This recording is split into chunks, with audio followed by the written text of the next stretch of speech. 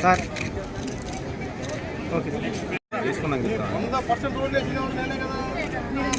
వారి రూల్స్ ద్వారా ఈ లబ్ధిని పొందబోతూ ఉన్నారు సార్. వారందరికీ అభినందనలు తెలియజేస్తూ మరింత ముందుకు మహిళా దినోత్సవాన్ని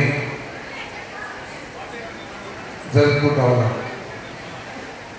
ఇక్కడికి విచ్చేసిన ప్రతి సోదరుని కూడా మహిళా దినోత్సవ శుభాకాంక్షలు తెలియజేస్తా ఉన్నాను. ఈ పండుగ వేల మంది మహిళల పోరాటం ఫలితంగా ఈ మార్చి 8వ తారీఖుని మహిళా దినోత్సవాన్ని నిర్ణయించబడిందని చెప్పేసి మనం చెప్తున్నాం. ఇదేదో మహిళలకి ఏదో ఒక గుర్తింపు తీసుకోవడానికి కాదు.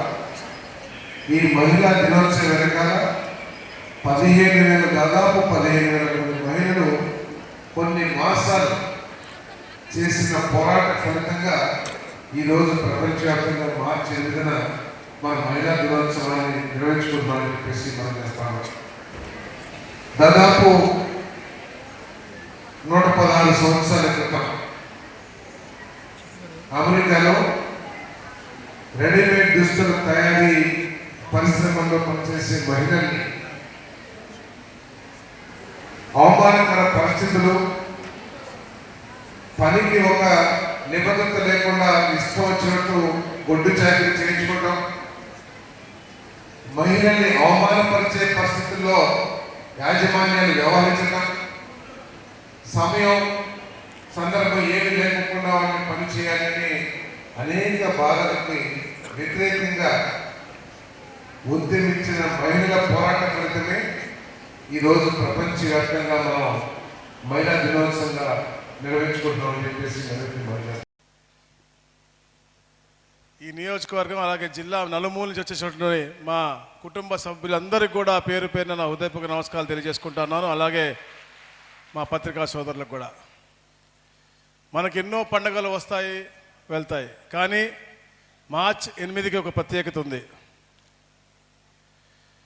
ఇది ఒక ప్రత్యేకమైనటువంటి ఒక స్పెషల్ డే, ఒక స్పెషల్ పండగ. ఎందుకంటే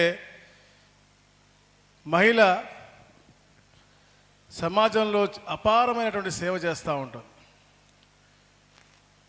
ఒక తల్లిగా, ఒక చెల్లిగా, ఒక బిడ్డగా, ఒక స్నేహితురాలిగా ఎన్నో పాత్రల్లో తన కుటుంబానికే కాకుండా సమాజానికి కూడా మంచి జరిగే విధంగా స్త్రీమూర్తి ఉంటుంది.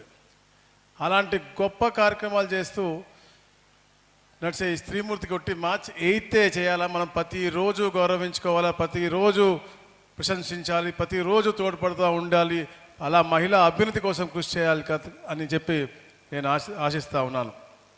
మిత్రులారా, మహిళలు చేసే త్యాగాలు, కృషికి ఫలితమే ఏదైనా రాష్ట్రం అభివృద్ధి చెందినా, ఏదైనా ప్రాంతం అభివృద్ధి చెందినా. ముఖ్యంగా ఎందుకంటా ఉన్నాను, ఈరోజు నేను ఈ పొజిషన్లో ఉన్నాను అంటే నాకు ఈ ప్రపంచానికి పరిచయం చేసినటువంటి మా తల్లి యొక్క ఆలోచన, ఆమె పడ్డ కష్టం, బాధ ఉండొచ్చు. ఎందుకంటే నాకు పెట్టిన తొడపాసాలు కూడా గుర్తున్నాయి నాకు, కానీ దాంట్లో ఆమెకు ఉన్నటువంటి కష్టము, బాధతో పాటు మా సోదరీమణుల యొక్క ప్రోత్సాహం కూడా ఇవన్నీ కలిసి నన్ను ఈ స్థాయికి తీసుకొచ్చా. ఇక్కడికి వచ్చిన తర్వాత మీ అందరి యొక్క ప్రోత్సాహం ఎల్లప్పుడూ కూడా నాకు అంతే అండగా ఉండబట్టి నేను ఈ స్థాయిలో ఉన్నాను, మీ అందరికి కూడా సేవ చేయగలుగుతా ఉన్నాను.